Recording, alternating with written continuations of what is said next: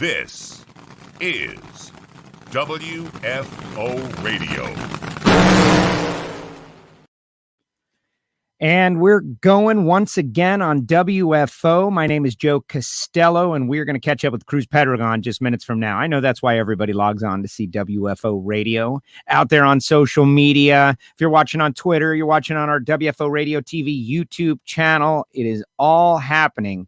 What a great day we had yesterday with Erica Enders, Alan Reinhart before that. Next week, I am going to be headed to Tampa for a big battle against Flying Ryan Ayler. We got a lot of stuff to tell you about, a lot of stuff to talk about, and Cruz is going to be here just moments from now. Before we get into all that, I want to thank the people who make it possible, and we've got great partners here on WFO Radio, and let's build this audience, right? Let's get the shares going and the retweets going, so when Cruz comes on, we'll be ready to go. He is not here just yet, but we're going to get him on. But I want to say thanks to Total Seal Piston Rings, the leader in ring seal technology, TotalSeal.com.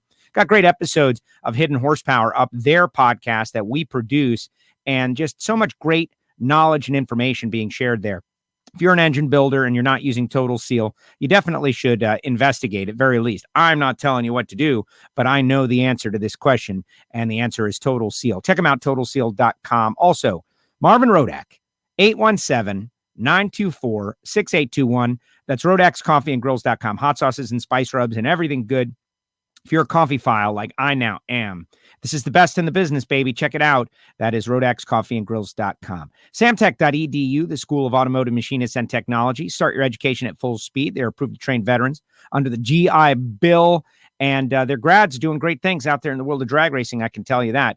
And finally, Frank Hawley's Drag Racing School, where the dragster adventure is a great way for you to drive a dragster. That's right. Go to frankhawley.com. Now, a couple of quick things going on a week from today over in Tampa. It will be Pro versus Joe, or like I like to call it, Joe versus Pro. Flying Ryan Ayler challenged me to a match race. Flying Ryan Ayler in his Mustangs with drag radials over there at what used to be Sunshine Drag Strip, is now a Showdown Drag Strip over there, or Showtime Drag Strip. I'll get it right at some point. Where isn't it right on here? Isn't it on here? No, it is not. But the bottom line is I got to race Flying Ryan, who has already won a race in Pro Stock this year, and I'm going to try to take him down. So stick around. We're going to play an interview with Flying Ryan a little bit later on. Also, I'm going to put in the comment section, yesterday when Erica was on the show, she and I both made a mistake. Not a mistake, but we left something, an omission. She is nominated for ESPY's Driver of the Year. So I just put the vote link in the comment section, and we didn't talk about it, but it would be great. Last year, the whole sport rallied behind Steve Torrence. Maybe it was in 2019. Everybody rallied behind Steve Torrence, and he came up a little bit short, but I would love to see everybody rally that way around Erica. And you know, she's a Disney girl. ESPN is Disney. I think she's got a better shot with the whole Right on Track movie going on. She's the only lady racer in the options against Lewis Hamilton, against Scott Dixon.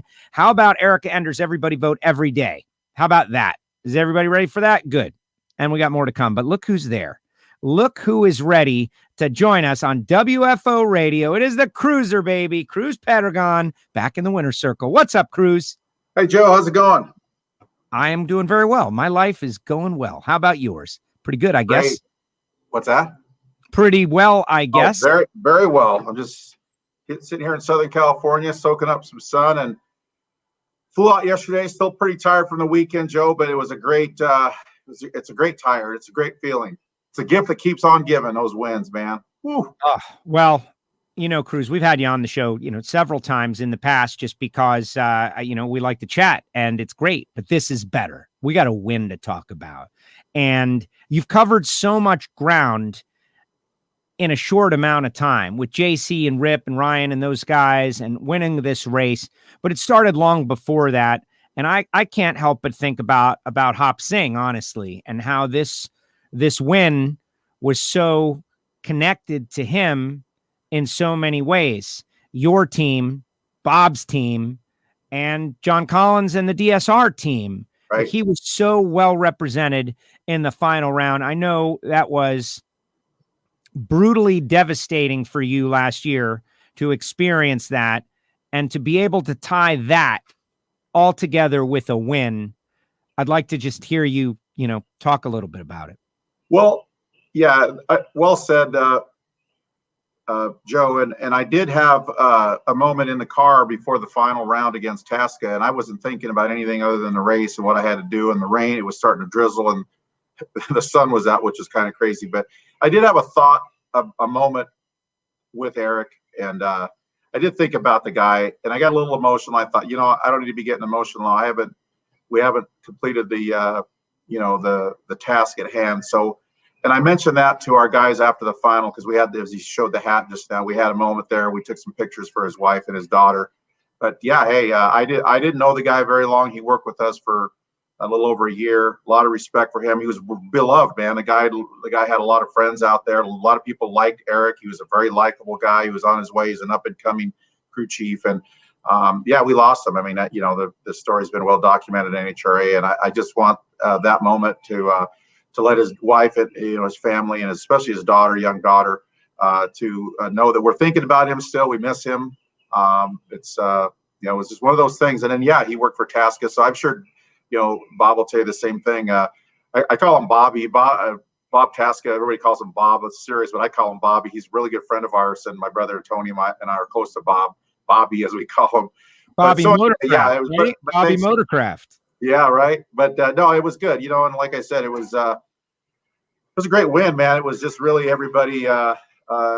Things were clicking that day. We were going against some real heavyweights, and Alexis is resurging with Dell. Dell's getting that car running good, and so every round was really a battle. I mean, I think 3 out of the 4 rounds were just could have gone either way. There was racing close racing all day. Absolutely. And let's do that. Let's go round by round. And folks out there, Marvin Rodak saying congratulations, says the championship awaits. And we'll talk about that. It sure is part of the conversation now. The way I look at it, if you win a race, you enter that conversation, right? And you absolutely did. Blake says congratulations. Blake's mom, Blake was out there this weekend. His mom is a diehard Cruz Pedregon fan, and you made her very, very happy with the win. But it started off with a round 1 win against Tim Wilkerson, who just one race previously was very strong out there in New England. You were able to go 397. You left 067 and built that momentum with a round 1 win over a very, very tough opponent. Yeah, I mean, and Tim, made us think about him all night. I knew that was a tough draw, even though we qualified our worst qualifying position all year, 10th spot, so I was thinking, man, in these shortened events now, we don't have 4 runs to really lay out the real fast cars. You'll get a couple of guys like the Mac Attack car that threw the ladder off just a little bit by qualifying up there, and so you never know who you're going to race. And we had a tough one first round, and Tim Wilkerson, great car, and so we thought he was going to be right there, and he probably was going to be, but he spun the tires, and from that point on, we had Robert, and you can never look past Robert. I mean, I even told him after he can come over and congratulate him. I said, hey man, you guys are the best, or right there in the top 2 or 3 cars and driver combos in the field. But when you can go up against Robert Hight and Jimmy Prock, and Reinhardt says it a lot, and a lot of people say it a lot, it's true. Like, you're racing Robert, but John is racing Jimmy.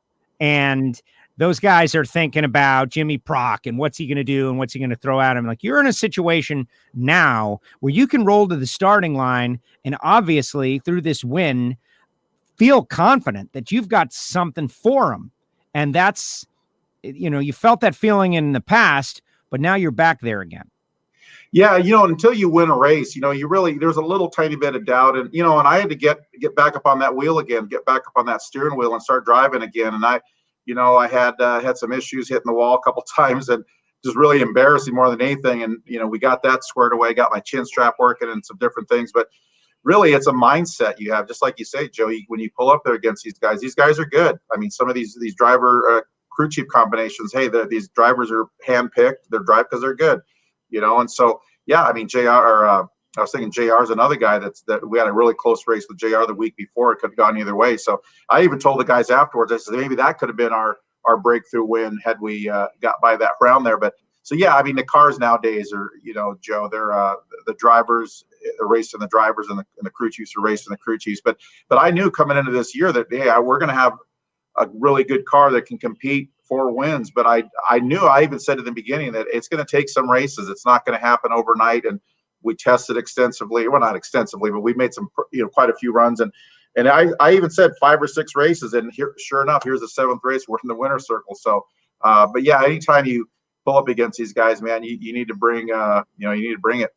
You mentioned the run against Alexis, and I've had some people ask some questions. You mentioned the chin strap. We'll talk a little bit about that, driver technique and what JC has brought to the table. I've got some questions, but let's get through the final. The Alexis, like I'm looking at those first of all, the whole semifinal, I think is great stuff. You got Caps and Tasca. You've got you and Alexis. Like that represents a large portion of fans out there that aren't necessarily John Force and Robert Hight, which, it's good to spread around the excitement. And that's exactly what it did.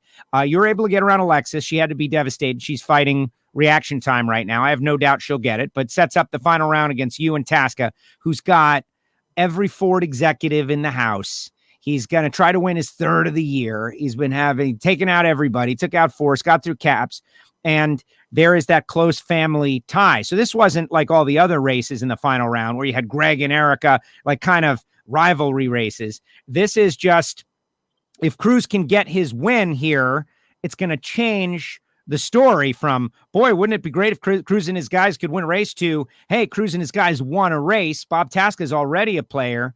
You got off the starting line first. He was a little tardy. You had that plume of smoke, which kind of made everybody wonder, like, what's that? I heard you kick the rods out of it the round before. So tell me from that point, like, you guys had to work hard in the pits to get to the lanes. I think they brought you to the lanes strapped into the car only to be on pause because of rain. Right. And there was a lot going on there as you set up the final round for us. Well, hey, that's where being a veteran like I am comes into play. I've been in that situation before.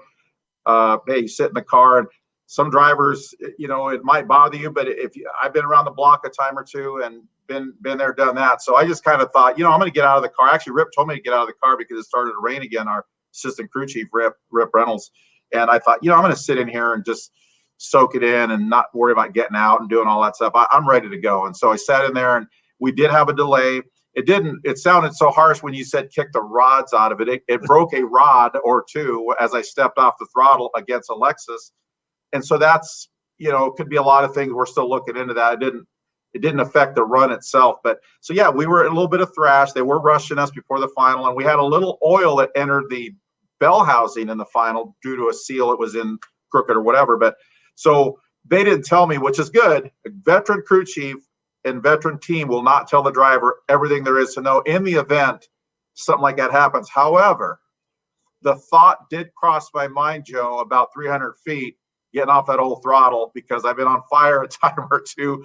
But the car was accelerating like it's supposed to, and it was running. I didn't see Tasca, and I'm thinking, damn that smoke! I'm gonna ride this horse till the end. And sure enough, I almost shut the car off prematurely. Actually, I did hit the parachute button, maybe right a little sooner than I thought I should have, and I almost let Tasca back in. He did run 331 miles an hour, which was really big speed. We ran 324, but if you followed me in that whole thing, yeah, we did get in the car early. It was a thrash. There was a little oil, but it did burn off as the car was traveling down the track. So, but did it bother me? Heck yeah, it did. I was thinking, man, what in the world? But when you're in the final, you're driving more by feel than sight. And I'm not going to let this car get out of the groove. And so I'm driving it and trying to navigate that. So it looked pretty cool, but it was just a little bit of smoke in the bell housing. Well, there you go. Well, hey, it looked pretty cool. Like there was something different about that final round. Right. Tony speculated that you rolled in deep in the final round. My opinion, back to your kick the rods out. I was told a long time ago, I think it was Rob Wendland, when, drag racing terminology, that you should always use the most extreme lingo, like torch a head gasket, right? Like, just to make it sound extreme. And I have gone with that. So yeah, kicking the rods out, or broke a couple of rods one way or another. But I think this is Mrs. Rip out there watching, or it could be Rip running her social media one way or another. But you get the win. And from all the trying and all the rebuilding and all of the stuff that went down, your last win was 2018 at 4 wide. Your last 2 wide win was Englishtown 2014. And since then, you've been doing a lot of rebuilding and getting things going. And now it's like rebuilding complete, ready to compete. Cruz Pedregon was a race winner. Your daughter was there. So many different things happening at once, and the emotion just poured over you. I like to see that, Cruz. And it was a big moment for your fans. Yeah, let me just say this about staging. You know, I think my brother, he and I had a conversation about this. I think they're running out of things to talk about. I was hoping Tony wouldn't fall into the trap about talking about staging. You know, everybody does it. You know, my dad say, you suck one cork, you're a cork sucker. So, everybody does it. And really, it shouldn't take away from the reaction times. And that's something that, really, I told Tony, I says, Tony, you need to ask yourself, does a dude in the 100th seat at Bader's place, 60 feet down, do you think he really cares about a couple drivers, one guy going in a couple inches, or people at home eating nachos, watching TV? Do you think they really care? It's kind of, hey, man, it's a good old, give us a drag race. Let the drivers sort out who was staged first or second. I don't get caught up in that. I was doing what I had to do as a driver. And, hey, I've told a couple of drivers that get on me about that. Hey, you do it your way and I do it my way, and I'll see you at the finish line, pal.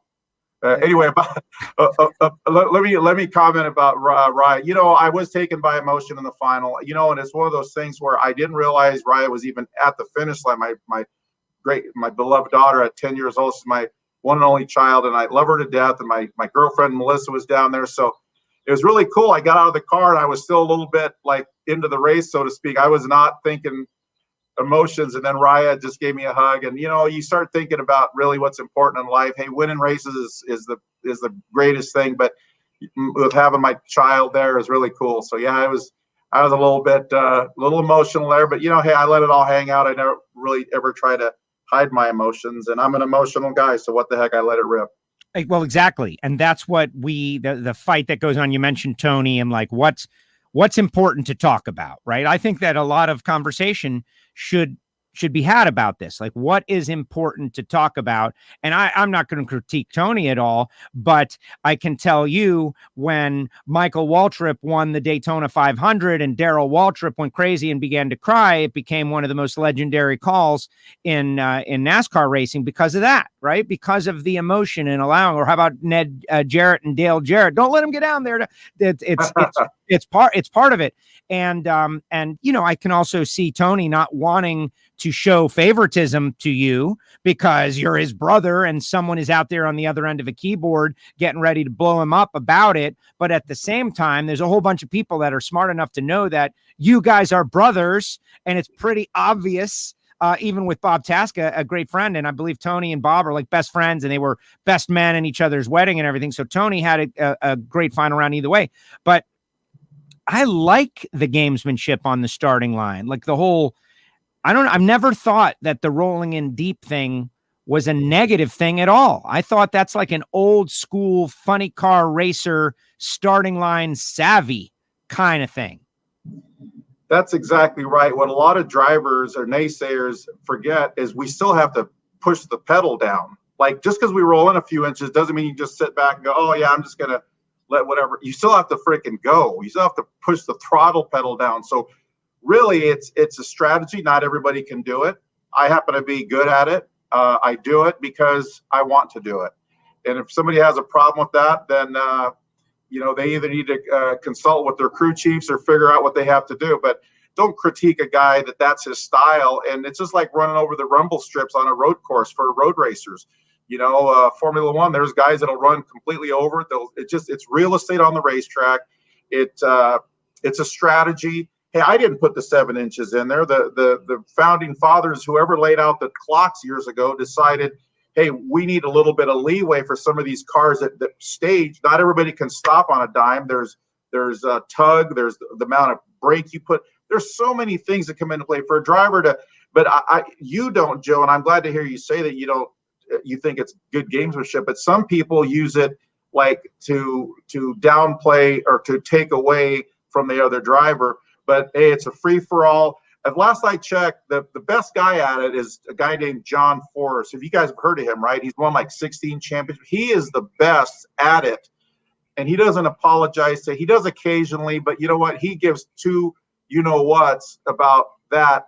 And when you fight him, you got to fight fire with fire. So John Forrest taught me a long time ago, you better bring it when you race me. And so, but like I said, I'm a little critical of people. That's all they want to talk about on TV. And I hope Tony, realize that. Maybe, like I say, maybe people run out of stuff to say. I don't know. But in a drag race, hey, the other guy has plenty of liberty to do whatever he's got to do. So I can't worry about him. I got to do my thing. And so, yeah, it's a great thing. Thank God I have the freedom to do it as a driver. JC and I have had this conversation. JC, like a Ron Tobler, who was his mentor through the years, allows the driver, imagine that, allow the driver to do what the hell he needs to do to get the job done. And that's what we do. Turn on the wind light. Exactly. Like at the end of the wind light, man. Like I said, when you're home sitting there, nobody gives a crap about a couple inches here. It's a couple inches. What's a couple inches amongst friends? Let me say this, or sometimes not so friendly. Tony, I can make an argument's closer to Tasca than he is to me. So I think Tony was he was going to win either way. Love Tony, but he's really close with Tasca, and they go out, they do things. I can argue, like I said, they're closer than we are. But Tony was a hell of a driver in his own right, and so it's good that Tony's doing a good job up there, calling the action as he sees it. And hey, Tasca, let me say this. Formidable opponent, man. That guy, that's a fast car. He's a hell of a driver. He's won 2 races. Probably could have won at least another 2 or one. And put away the great champ John Force in the semis right in front of the second round. I watched it in front of us. 92, I think he ran. So we knew we had a tough opponent there. But we're going to go back and forth. I'm sure it'll be, we'll go back and forth here and there. But at the end of the day, in the countdown, we want to be one of the cars that people are going to have to deal with. Well, I think you are, and that's what makes it fun. But to say it prior to this race win, empty threats, right? Like, well, hey, go win a race. Now you did win a race, and so right. let's talk about JC and Tobler and that connection and what those guys have brought to the table. Like, JC comes from the Tobler crew chiefing tree. I know you're a sports guy, and so head coaching, the tree of head coaching is something that people keep track of. Who comes from the Belichick tree, that kind of deal. Well, John Collins obviously comes from the Tobler tree. You and Tobler won a championship together. I know you'd pop in for the wine nights every once in a while, and he was helping you in the going. So when you had the opportunity, and we haven't spoken to you since this has all gone down, to hire that whole team and pretty much put in the rearview mirror any, doubts or the rebuilding process, like what do we got to get? What do we got to take? Like you knew you were going to have all of that covered. Yeah. Like, how did that go down? Was it recommended to you? How did that all go down? And obviously pulling the trigger on that, I think, is the reason that you're here. Like the reason we're going to start talking to you as a championship threat is because of the guts it took to do whatever you did to make this happen. Well, as an owner, I do pay attention to the competition. I place close attention, as we all do. We pay attention to who the players are, who the crew chiefs, who the crew guys are. And so I felt like, in order to steal away or to hire away an established crew combination, man, you're going to have to come up with a lot of money, a lot of resources, and sometimes that won't even take these guys away from their, a lot of these guys are happy where they are. They don't want to uproot. They have a set combination. So for us to have an opportunity to bring a team like that into our fold and bring them into our operation would have taken the unfortunate of a team losing its sponsorship or losing its support. And so obviously with DSR losing 2 of their 4, well, they lost because they were going to park. I knew that was coming down the road, that the 2 of the 4 cars were going to get parked. I didn't know how it was going to play out as far as who was going to stay, who was going to go. And so, yeah, I absolutely had JC penciled in as a team that I would really like to talk to, and whoever else was out there. And so at the end, when the end of the year came, even nobody came up to me and offered. Nobody came. There wasn't one person that said, hey, you should hire them, or hey, you should look at them. Nor did they come to me and say, hey, we're available. It was simply the end of the year happened. It was obviously a COVID. year. It was horrible. And then we lost Eric. It was just really I was ready to start looking at, okay, what's the plan to move forward to replace Eric and to get the team going? And it came to me, and I'm thinking, man, but I didn't want to do it in a way where it was during the race. I didn't want to do that, I just felt like I have too much respect for Don Schumacher and his operation to just go in there and during the race. And I have a lot of respect for Tommy and TJ, and I know what he's going through. I've been there where, you don't have plans solidified for the year. So I waited for the end of the year, and I called Don. I was the first guy I called. I called Don Schumacher, and I said, we talked. We had a conversation. He mentioned JC. They are available. Boom. I couldn't get off the phone with Don fast enough. I got his number, and we talked, and we hit it off the moment we spoke. It was like it was meant to be. He had time to reflect and think about his options. I did too, and the rest is history. It was simply a match made. I don't know about heaven, but it was a really good match, and and so Don hated to part with those guys. Those guys meant a lot to his operation. Don is, as a manufacturer of parts and equipment, I've really went in there and I thought, with the mindset of, hey, let me provide JC and his team with the most, I don't know, not comfortable, but let me put them together with, so I'm gonna have to change my combination. So I brought in a lot of their equipment that they had. Some of it was new, some of it was near new. And so I made him comfortable with the operation. I committed to him that I'm going to do what it takes so that you don't have to go out there and redevelop a combination. We don't have to make 100 test runs. We don't have that kind of time here. Snap-on has been a great supporter of mine. They've been my primary for many years, and they were excited about the change. So, here we are. We tested and did we have signs, flashes? You could have made an argument. We could have won the 4 wide. I had not a very good reaction time. We could have won that race. So I knew within the first few races that we were gonna be a factor. And like I said, it seems like it took 100 races, but it's 7 races in, and we cashed it in. No, that is tremendous. And I think about Snap-on all the time because I've met Mr. Pinchuk, and I love the fact that they are so supportive of you, and that's what it's supposed to be. Drag racing is a premier major league sport, and a company like Snap-on can be on the side, support you. You pay your guys, you go win races, you gain attention, people buy tools. That's how it works.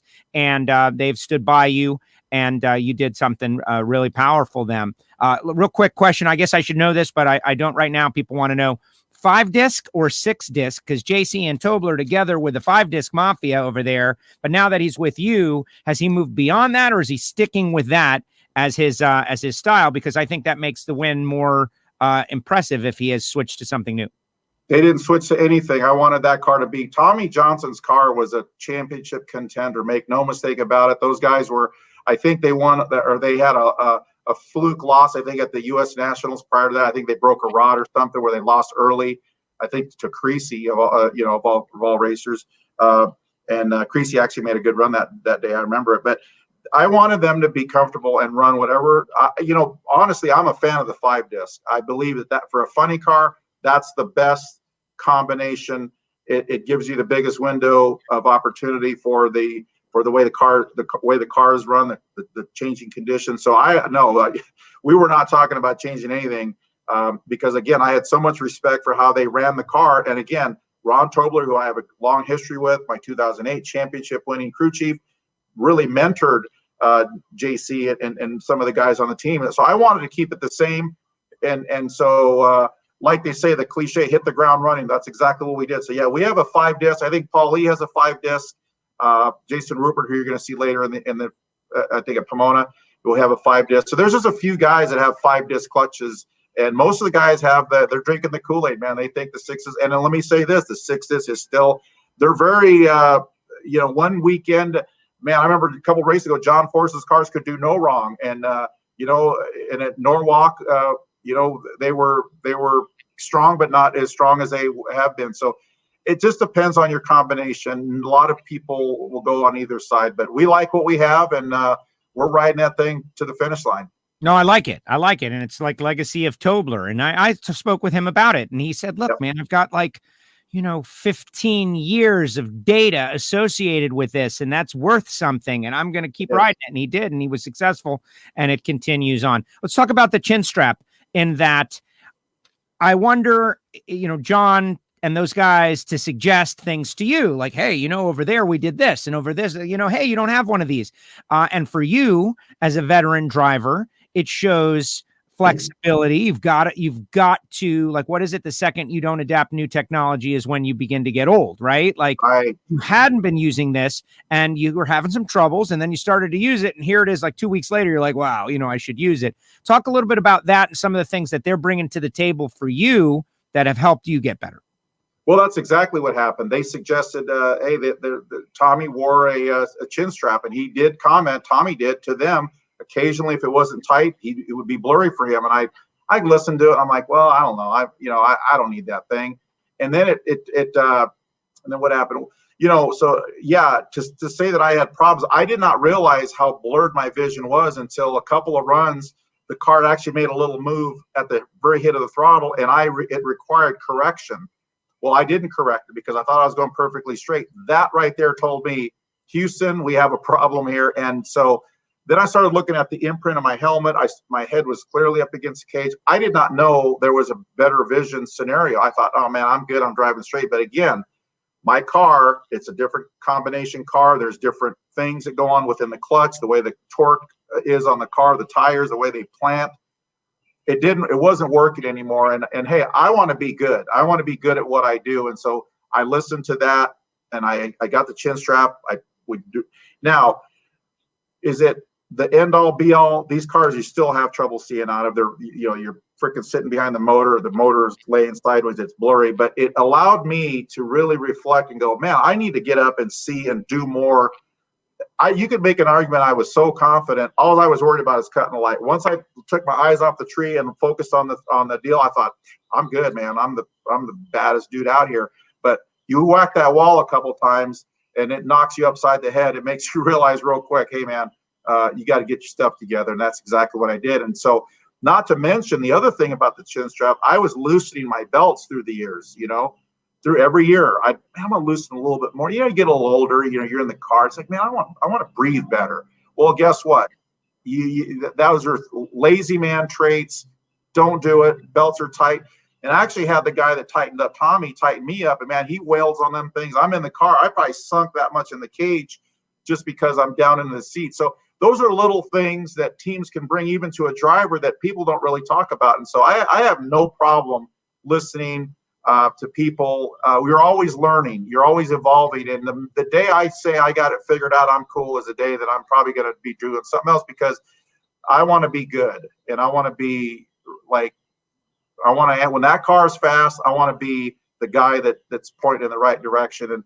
And so, it took all that stuff to get us to where we are. That win represented all those things coming together. That's why it meant so much to everybody. Well, exactly. And I love hearing you say that, being flexible versus being inflexible, and, being open to new things, new technology, or that, I'm missing something here. And this was a clear example of that, right? Like, we all knew. You're like, no, I didn't have it. Now I have it. And oh man, there's a difference. I thought what I had was good enough, but I'm guilty of things. I'm a little old school, and think about the cars. When I first started, I was thinking about this the other day. The cars are going 285 to 286 miles an hour in the early 90s. We're doing that at half track now. Think about it, for the fans, listen to this. That is crazy acceleration, Joe. That is insanity. Do I think they're going too fast? Yeah, that's a conversation for another day. You betcha I think they're going too fast, but that's the reality of today's nitro engines. There are some bad dudes, man, and they go fast. They accelerate, they pull, they have torque like no other. But so as a driver, yeah, you have to evolve and you have to be ready. And I'm not younger. I'm not a young guy. My neck muscles, hey, maybe I'm not as strong as I used to be. But I would say I'm so confident as a driver that if somebody has a better way to do it, let me do it, and I'll be good or better. No problem. I like it. We got a bunch of people out there on the social watching. This gentleman says, Quarter Mile Bandit, when John Force and Cruz Pedregon are winning races, drag racing is at its best. And when awesome. It is. Very it is. Cool. And what other sport? John, of course, he's 72 years old. You're not quite that old, obviously, but you've been around a long time. Like that 92 championship is one of the most well-publicized events in drag racing history, the battle, the fight. I still remember it well. So you've got a lot of fans and they're happy. Like this guy out there, Angel. I felt the moment you won, having your child there watching you win is something that I get to accomplish at my level of drag racing. So a little bit of relationship there. Angel says he's a Hispanic dad, and it's great to see a fellow Latino reach that level of race. And a lot of people don't understand that, Cruz. I have a lot of people ask me, like, what does it matter? And I was like, well, wait a second.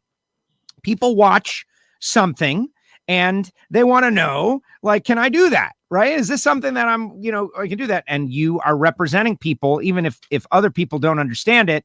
There's a whole representation going on that if you're not that, you don't get it. Does that make sense? Yeah, well, it's open me through I'm sorry, Joe. Go ahead. It's open doors for me. Yeah, it's open doors for me because let's face it. I mean, the consumers out there, a lot of Latinos buy the product. So I think from a business perspective, the more different you are, the better you are off. Really is the way I see it. And so it's open doors for me for the business side of it for sponsors. I had McDonald's, years ago, and and Advanced Auto Parts, and now Snap-on and Dodge, and all the different great supporters we have. But it's really about the opportunity, and you really have to dig. In Spanish, they call it ganas. You really have to have ganas, and I don't even know the translation from ganas to real English or to English. But it's you got to have the huevos, man. You got to really want to do it, and you've got to really go after it. And I remember there was a time that I went to my first car owner, and the pay wasn't even. I didn't want to get paid because I was afraid that if the pay was going to be the reason why I got the ride or lost it, I was like, hey, I'll drive for nothing. And so really that's the mentality you have to have. And then if you can somehow get through some doors and make it through the hoops that you have to, you can kind of get on your way. But it's really a process. If I were to tell 10 young kids how to get to where I'd have, there's 10 different ways there's probably more than 10 different ways to get there, but it's just really taking advantage of your heritage and be you. I guess you could say, just be you, man. I like it. All right, real quick. I know you've been very generous with your time, and I appreciate it, but I wanted you to talk about a couple people. Caleb, who has been on the show in the past during pandemic, he came on. We talked a little bit about him. Very, young, aggressive guy. Stevie Ray's hanging out with you guys. He's always reaching out to the pit area, Killer Mike, to the celebrities. Although I was a little bummed because Killer Mike had a big plan for us if you had one in Atlanta. I got to admit, he was going to bring us all to a place called the Blue Flame. I don't know what that is. Right. We're going to tear it up at that place. Yeah. Whatever it is. But there's Caleb and also Melissa, who is a friend of mine. Like, I'm friends with Melissa. She's, she has been so great. And for you to have a support structure like that you can trust. And now if you look, like, people don't realize, maybe you have built this support structure around you, from Caleb on the team side, Melissa on the personal side, and now you've got a team. And I know those guys. And so all of a sudden, you're championship caliber. Whether it happens or not, we don't know. But talk a little bit about those things that have happened that obviously are involved in your success on the track now.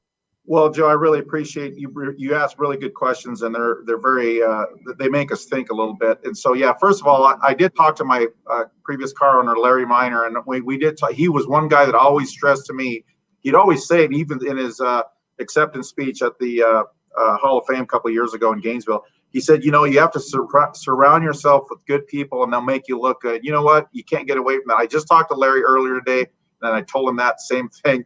I remember that, and that's exactly right. Melissa, my girlfriend, has been with me for going a little over 5 years now.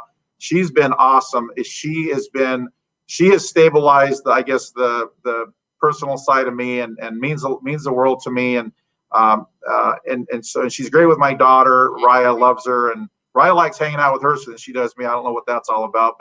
And then Caleb. I mean, Caleb really came to me right out of college as a young guy, loves sports like I do, loves Muhammad Ali, loves some of the old school traditional sports, card collector, and, he's into the video game. So he brought the millennial enthusiasm and the social background to my team. And I did not have that going for me. So Caleb's meant a lot to me. I know his family well. His parents were there for the win, and so great. And so Caleb's a pretty humble guy. I still call him a kid. He's, he just got married, and so, yeah, he means a lot. So for me to I'm sorry, for me to have this support system and support people around me, and they're good people. Sponsors love them. I love them. It means a lot to me. Hey, the story hasn't been written on JC and Rip and Ryan and the whole team, but I can tell you this, that there's a song by the Doobie Brothers. I don't really know how it goes, but it's called "Yeah Mo Be There." And so for me as a driver, I need to answer the bell and do my part, and we can do really cool things and special things, and that will be seen. And coming up, my favorite track, Denver. We'll start in Denver, and we'll go from there. We'll see what happens. Hey, I've got a great sponsor, great team of people that support me.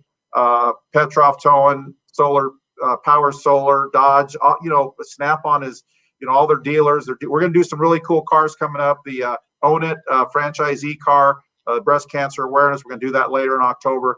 So a lot of good stuff. Fatheads Eyewear, Speed Dogs, Shift Knobs, just all the people that support it. It just really makes all the heartache and all the things that I've gone through really great, Joe. And thanks for bringing up those great people that you just brought up. Well, it's, I can't help but know about that, being out there, and maybe the average fan doesn't get to know about it, but that's why I do WFO radio, because that's where success comes from, those kind of things. Yeah. You mentioned the Western Swing, Denver. I'm excited. We're getting ready for that this weekend, 4th of July, though. What do you got planned? Hopefully Jim Rome is going to have you on at some point, right after this big win. I know you're a big fan of Romy, but take us to the next couple of weeks before we go to Denver. What do you got planned? What are you doing for the 4th of July? Lay it on us. Actually, my man Jim Rome is off for 2 weeks. I am going to be on his show at some point next week. I got some Jungle Karma coming with the win last week, but we're just going to take it easy and hang out in Southern California. I flew out yesterday. I spent some time with the guys at the shop. Let me say one last thing about the team. We left Norwalk as a rain delay at 1:30 a.m. They were at the shop at 6 a.m. By 8 a.m., 8:30, they were back at the shop, tearing the car apart, taking it to DSR for a new front half. So to say that we have a group of dedicated crew guys and team members will be an understatement. So I want to thank them for that. So I think everybody's going to go boating, have a good time. I want to wish everyone a safe 4th of July weekend. We're going to hang out in Southern California and go places and just hang out with family. That is awesome. Mark Bond wants to know where he can buy a Snap-on Pit Crew shirt. Cruz, do you have those? Well, you can go to the trailers. There's a trailer at the track. I think just go online, our Cruz Pedregon website, and we sell our shirt. We can't sell the Snap-on starting line shirts. Those are reserved for the Snap-on people, but we have a lot of Snap-on, really cool Snap-on stuff on there. So go check that out. There it is. Look, Melissa's even on there right now. Isn't she just like, she's right there and she's getting in on the conversation. And that's what I love about it. This show and what you guys do.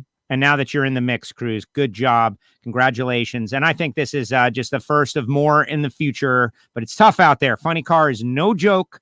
No joke, man. It's going to be brutal. Thank you for spending time on WFO Radio. Enjoy your 4th of July weekend. Thanks, Joe. I always love being on your show, man. It's a pleasure. Thank you. Thank you. Later, Cruz. There he goes. Cruz Pedregon with us here on WFO. And look, people weighing in. Keel says, congratulations to the cruiser. He also says, go Raiders. The Raiders. Nobody ever says go Dolphins, right? Oh, and Melissa's mom is out there as well. Got to hang out with the Snap-on team. Caleb, Gypsy at Norwalk. Gypsy, I forgot to mention Gypsy. Oh, my gosh. All weekend got a fist bump from Cruz. That is super cool. Caleb says that the Nitro Fish trailer. Nitro Fish, which you're there, you can get a WFO Radio t-shirt too. I should have known that. I don't have all the details on like all the cross-pollination with the gear and stuff, but how great was that? Right. And in the past couple of weeks of WFO Radio, we have had Force, we have had Cruz. It feels like old school drag racing right now, except they are both back at the top of their game. And there's going to be some fun battles along the way. I am looking forward to it and I'm excited. And hopefully you are too. All right, get some comments in the comment section, guys. Let me hear what you think. I got a couple things I want to tell you a little bit about. Like, number one, everyone should be sure to vote for Erica Enders to win the ESPY, because why not? And where is that? Stand by. Yeah, this is all live. Top Fuel 173 says, according to IndyCar's Twitter, they are more diverse and faster than NHRA. Well, listen, first of all, I've worked with IndyCar. I respect IndyCar. I like IndyCar, but IndyCar, you're no NHRA. okay, when it comes to diversity and speed, clearly, because 3 is bigger than 2. Like 3, as in 300 miles per hour, is quicker than 2, as in 200 miles per hour. Simple as that. And as far as diversity, like how are we judging diversity? Are we talking about international geographic diversity, in which case they beat us? Because our drivers are pretty much, not all American, but many, right? Whereas their drivers are mostly international. But when we're talking, what kind of diversity are we talking about? There's, gender diversity, there's, racial diversity. And I believe the one that I think is the most unique is age diversity. In drag racing, we have got some really badass older gentlemen that can still fight for the win. And if diversity is all about various groups seeing themselves in your competition, like, oh, I'm welcome there. This is a type of racing that welcomes me. How about our older folks, old guys rule thing that's going on out there? Seeing John Force and Cruz Pedregon, who is not John Force old, but he's, he's over 50. Get out there and battle against the young guys and kick their butts. Yeah, that's what drag racing is, and that's what it's all about, because you don't have to be great for 3 hours. You have to be great for 5 minutes at a time, 4 times a day, which I actually really like. I think it's actually better because it's more modern and short attention span for guys like me. All right, get your comments in the comment section. I'm going to tell you about some people, and then I'm going to show you a quick interview about something that is about to go down. He mentions the Nitro Fish trailer. Talked to Tamra out there in Norwalk, and the WFO shirts were flying off the shelf, with the exception of the 2X, which we do not have. Bottom line, they got all kinds of great gear, including the snap-on gear, says Caleb. Thank you, Caleb, for that. Total Seal piston rings. TotalSeal.com. If you're building engines at any level, TotalSeal.com. But they also supply piston rings for tractors, for air compressors. If you've got a business that you go through piston rings, compressors, say, call Total Seal. Tell them you heard him on WFO Joe, and maybe something will come together, and it will be very great for me.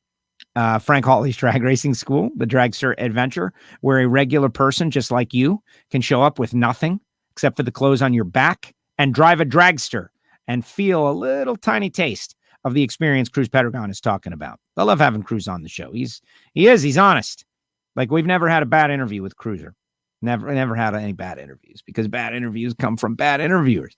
Samtech.edu, the School of Automotive Machinists and Technology. See, patting myself on the back. Not good. Not good. These guys are educating the next generation of engine builders, of machinists, of doers, and speaking of makers and fixers. Samtech.edu. Check them out. Go to the website, and they are placing their graduates with teams through their connections. It's not even all in racing. A lot of people in aerospace. You want to work at SpaceX. Let me tell you, the education that you get at Samtech is applicable. Just saying. And finally, Marvin Rodak, Rodak'sCoffeeandGrills.com. The hot sauces and the spice rubs and everything good. He's making special blends of coffee, roasted fresh per your order. It shows up at your house. You open the box and you're hooked. You're hooked because the smell, the aroma is amazing. And then you go and you grind it. You can get it ground, but I get mine full bean. And then I'm grinding. It's like a science project. The coffee maker is not quite like a science project, but I like it. And keeps me fired up all day long. Hey, if you go to WFOradio.com, you can get gear and stickers and all kinds of stuff in our WFO Radio store. We've even got, where is it? The Warren Johnson book is up in our WFO store. The Don the Snake book is up in our store. John Jaduga's book, great artwork, all kinds of great stuff in our WFO store, like things that are picked by me and some of our listeners. Like here's something cool, Joe, for drag racers. Put it up in the WFO store. And I do. So check it out at WFOradio.com. All right. Before we get to the final comments, this is what's next. Next week, we got Alan Reinhart. Like, it's 4th of July week right now. In fact, 4th of July week starts right now. 4th of July week. And here's to all you great Americans out there. That's what I'm talking about, baby. Blowing up stuff. Do not hold fireworks in your hand. Do not do any of that stuff. But be safe and enjoy and grill and have a good time and have a beverage. As the United States, we're back People out there enjoying, having fun. If you're going to your local racetrack, local short track, local fireworks show, spending time with neighbors, having a block party, that is awesome because I'm super excited as we get ready for my favorite holiday, 4th of July. We got to bust out the John Philip Sousa, of course, Semper Fidelis. And I was hanging out with my Marine Corps dad yesterday, and that was really great too. Happy birthday, Dad, the day after. Amazing stuff. But I want to show you this. Flying Ryan Ayler, for those of you who are diehard viewers of WFO Radio and you watch every show, Flying Ryan Ayler challenged me on the show to a match race. Old school match race. Joe versus Pro. Flying Ryan Ayler. We're going to be in identically prepared Mustang GTs. I'm going to go from Fort Lauderdale to Tampa, that Showdown Dragway, over there, formerly Sunshine Dragway, 8th Mile track right in the middle of the city. I've been there before once. And I'm going to match race this guy. We're going to document everything. I'm going to do social media leading up. I'm going to do social media. I don't know. Maybe it'll leak out. But I fully intend to give it my best. But I caught up with Flying Ryan at the track. Let's watch the interview, and then we'll talk about it after. WFO here with Flying Ryan, getting ready for the big match race, me versus him, or is it him versus me? I appreciate the invite and chance. Right, he's going to take me down. But shouldn't you, though? I'm the underdog. I mean, this is Who's Tampa the Bay underdog? Race Rentals. These Yes. are brand new stock Mustang GTs with drag radials. Yes. I mean, you got just an equal chance. If you take some instruction from me, maybe. Right. You go through the course a little bit, you learn a little here and there. I will get better. But they're your cars. I have had a couple more runs in them. Yes. But this couple is more runs. The very first outing we saw, a girl who had never raced one cut an 0-2 light in the finals and won. Wow. So, Okay. I must be a pretty good teacher. Excellent. But most importantly, I just love the idea, and we're going to call it Joe versus Pro. He's the pro, I'm the Joe, and we're going to get a drag race and have fun and raise awareness to your deal and have a good time. Of course, I'm going to try to win, people. Of course. He This is Flying Ryan. going down. Because if it don't go down that way, I'm going to be made fun of for at least the rest of the season. That's right. He'll be made fun of. We'll see. Stick around. WFO. And there it is. You see Matt Cummings coming in the background, and he will be made fun of because, look, let's face it, okay? I am lowering the expectations, playing the game. There's no way lowly me, should be able to go out there and beat Flying Ryan in cars that he owns at a track that he races at. But I'm going to go over there, the guy just trying to do the media show and make the best of it. Tampa Bay Race Rentals. And I think it's great that he's doing it. I'm super excited about it. If you're in the Tampa area, you're welcome to come on out. It's going to be a test and tune night over there. Come on out, right? We're going to do, I guess, 2 out of 3. There's some things to be negotiated. Like he mentioned Sportsman Tree. Are we doing Sportsman Tree? Are we doing Pro Tree? Are we doing Instant Green? What benefits me the most? I don't know. We're going to have to see. Am I going to get tricky on him like I did at No Prep Kings, honking the horn? I don't know. That's the thing. But they have put together this. Ryan just texted me this a little bit earlier. I feel like I look pretty good in that picture. I think that's about as intimidating as I can get. That's all I got when it comes to intimidation value. But, can I take a 50-pound bag of concrete and stick it in the back of his vehicle? Like, what constitutes cheating? Can I do the Angie Smith, bring a metal spoon? Or maybe there is no spoon. Who knows? But this is going on a week from yesterday. And I will be driving back either after a great victory or an expected defeat next week. All the pressure is on Flying Ryan Ayler. But what this is going to do is it's going to start the pilot, if you will, of a new segment on WFO, or maybe it'll be its own show on our YouTube channel, which you should subscribe to, WFO Radio TV, Joe versus Pro, where I'm going to battle professionals in their sports and professionals at whatever they do. Like, are we going to play, beer pong? I don't know. It's whatever we can get. But this one served itself up thanks to Flying Ryan. And I am super excited. The ultimate drag race experience at the Tampa Bay Race Rentals. And some of you might be thinking about, isn't that similar to Frank Hawley's? And I think, no, absolutely not. This is a full body car. It's more for parties and that kind of thing. You want to drive a dragster. It's much more serious level. But this, honestly, is purely promotional, baby, for Flying Ryan and myself. And if I beat him, oh my gosh, that would be very bad. because I will be tested. I will be tested personally, like my ability to to win with class, like I always say about the junior dragster kids, right? Because like Flying Ryan should not lose to me. Like he's a professional racer and I'm just Joe. You can follow me in my adventures at WFO Joe on Twitter and Instagram. Let's see what everybody else has to say. Let's see what they got to say. Did I use all the Cruz Pedregon photographs? I want to say there's the smoke coming out of the back of it. Caleb furnished these photographs. That made it dramatic. Guys, you should do that. Will it damage anything? Man, do it on a regular basis. All right, see what everybody else has to say.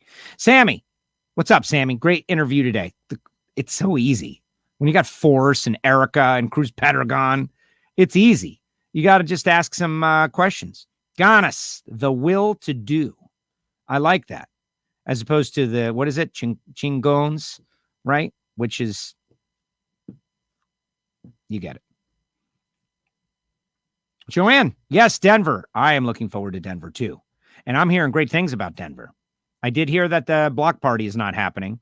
Sorry, but the block party is not happening because of, from what I understand, the local restaurants have kind of taken all their stuff outside and they've got whatever. That's something to look forward to in 2022. But the races can be great. Monica was talking about Speed Dog. Talk to Chris about Speed Dog. Speed Dog Chris, right? Figador, who his sponsorship has come up through the ranks as well. Was on Pro Stock Cars, was on Bo's car. Now he's on Cruz's car. Great guy. Great guy. Let's see what else. I have fallen behind in terms of, let's see. Stubo. Yeah, we haven't done the ignition show just yet. Maybe later. Patriotic WFO Joe. That's great. Happy 4th of July. I'm excited. I went and bought fireworks yesterday. Going to enjoy it. Fake an injury. Hire Erica. You know, that is a cowardly thing to say, Steve Brenwald. Fake an injury. Are you kidding me? As much as I would definitely choose Erica if I was really injured and she was available to me, my driver, I would rather go there with my full capacity and fight and lose than fake an injury. Oh my gosh. I'll get that off of there. Yeah, I'm getting all kinds of intel. Don't tell Flying Ryan. There's a lot of intel. Demand the black car. That's what I hear. Jim Norris, don't deep stage. They'll chastise you. The deep staging thing. How great was that conversation? How great is it that Tony gets along better with Bob Tasca than Cruz, according to Cruz, which I don't believe, but maybe it's true. I don't know. Right. I am against, our sport is so challenging to explain to people as it is, right? There's obviously a lot wrapped up in the whole rolling in deep deal because John Force spent a bunch of time explaining to everybody that it's just something I do and it's this and that. I guess there are some drivers, like maybe we should come up with, and this isn't for me to do, this is for you guys, the virtual producers, right? Like the list, the deep state, like it's the final round. Let's create a scenario. Okay, WFO Universe, you guys help me out here. It's the final round. Which drivers will roll in a little bit deep to shorten the track to try to get the win light, and which drivers don't? Like, I'd like to see that list, a confirmed personal list, because I've heard Beckman talk about going in deep, and I've talked about, I think Tommy Johnson has said going for the final round, right? When do you go in deep? You go in deep when you think you need it. And when is that? Well, that's up to the driver. It's just a momentary thing. Force says, it gets him amped up. He feels like he's doing something, whatever.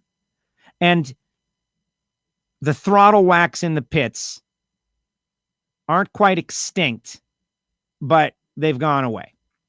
Mostly. Del Worsham has brought it back in Alexis's car. And when Del and Alexis win a race, that'll be the first car who does throttle whacks to win a race in a long time, hopefully encouraging others to do it. But we all want from the sport. And they say, no, you can't. Like, we want dry hops. We don't really want dry hops anymore. Dry hops were cool, but they took them away. And long burnouts were cool, and they took them away. And throttle whacks in the pits were cool, and they took them away. And now drivers jumping in deep and doing gamesmanship on the starting line and doing what they got to do with what they've got to win the race. There are people obviously out there trying to take it away, shaming these guys, shaming them for doing it. And the conversation, Alan and I go back and forth about this all the time. You've got to do what you got to do to give the crew chief the best opportunity to get the lane choice, and lane choice matters, and it's not productive. And I disagree. I say before you acquire lane choice, you must first acquire the win light. And if you don't feel like you're going to get the win light, what difference does it make? Like Bob Tasca, for instance, he outran Cruz Pedregon, but he didn't get the win light. Do you want to just change the sport to low ET wins every round? We could do it. Low ET or combine the driver reaction time and the car reaction time so that we don't know who the good drivers are. So we don't know that data at all. Like we just combine it. People have suggested that. And I think that's counter to drag racing. No, man, I want to know. I like the idea. Think about the opening scenes to American Sports Cavalcade and that camera shot of like right on the wheel and seeing a guy jump into the beams. Like that's old school. That's part of the sport. You want to get rid of that? Another sanitization of the sport? Not me. Not me. So where's the pushback now? Like apparently there are a bunch of drivers, a bunch of people who have got Caps and Force and Cruz, everybody talking about jumping in deep. Now, Tony Pedregon's call of the final round. I got to hang out with Tony a lot pretty recently, and he's great guy, right? But, and who am I to criticize anything? I'm not criticizing anything, but I think all of us are guilty. We're all guilty. Erica said it yesterday. And don't forget to vote for Erica for the ESPYs. We respond more to negative feedback than we do to positive feedback. First of all, you don't get positive feedback all the time, but negative feedback you definitely get. That's number one, rule of everything, right? Like there's one negative letter, you take it super seriously. You get 5 positive, hey, attaboy, pat on the back. You are almost trained as a human in our world to brush that off. Oh, no, don't take positive feedback. Negative feedback, that's what you got to take seriously, right? But the idea that we're going to stage shame people for doing what they got to do to win the way they've always done it, the way that's working, the way that's it's to me, it's exciting. It's starting line gamesmanship. It's what happens at the highest levels. So what, Tricky Ricky, for all the stuff he's done on the starting line, he should have been just shallow staging every time. And then when the light flashes, if for some reason he is not as good as the other guy, just lose and go away. No, man, you got to do what you got to do with what you got when you got it. That's what I think. Clearly, there are people within the sport that would love to see that element go away and just switch. And maybe they think, I'm not saying who it is because I don't know who it is, but I bet they're probably, really young. That's a guess. And people who have not yet had to deal with, I'll just say it this way, wearing reading glasses. You don't know what the heck you're talking about. And it was me. Because I didn't know, and you don't know what you don't know, and you don't understand what you don't understand. You can't comprehend because you haven't done it and it hasn't happened to you. But the second you have to start pulling out the reading glasses, your whole life is going to change. What? I gotta do something. I can't just do it the way I did it before. I can't just do it. It isn't just automatic. Yeah, that's called being a young person, and it's great. Obviously, it's awesome, but it's not always going to be like that. So the second you hit, 42 years old and you got to pull out these things and it's a signal to you. And it's not just that, it's everything. You're still going to be able to do what you do.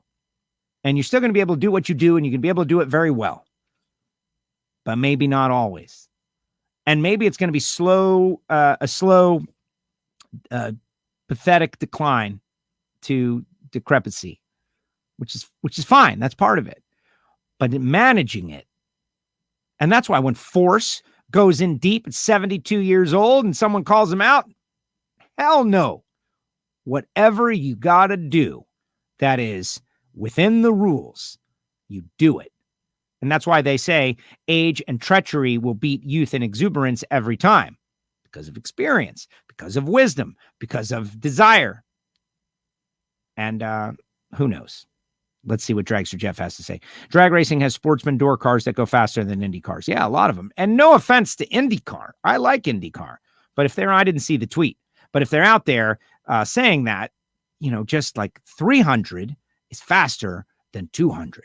Full tree or pro tree, don't know. Flying Ryan seemed to make it sound like it was a 510 sportsman tree. And maybe that's great.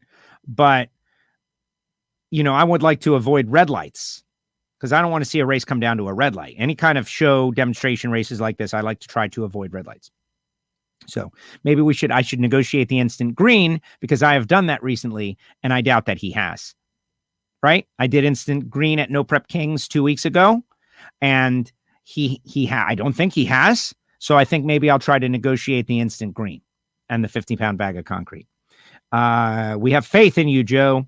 You can race and win against Ryan Ayler. Yes, maybe. And Blake's going to be rooting for me and everyone's going to be rooting for me. I hope I don't let you down. And now I'm starting to feel the pressure.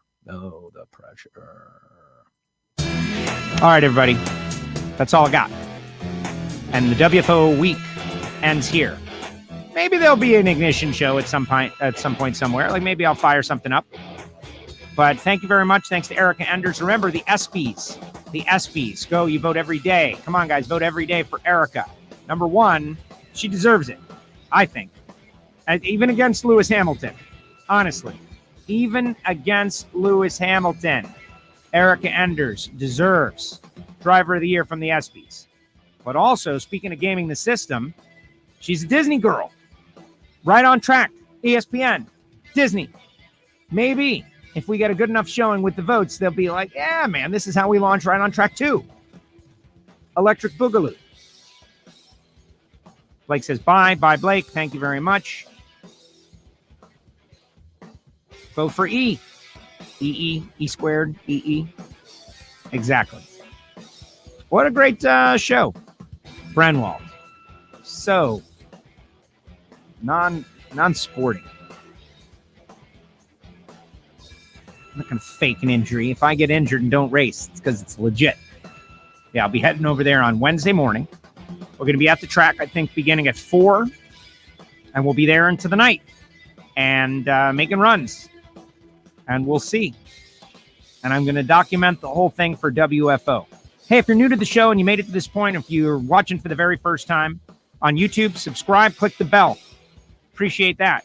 And even more importantly, share the show with some friends. You don't have to just put it on your social media. You could just tell people about it. But that's how we are growing. And boy, are we growing. And it's been great.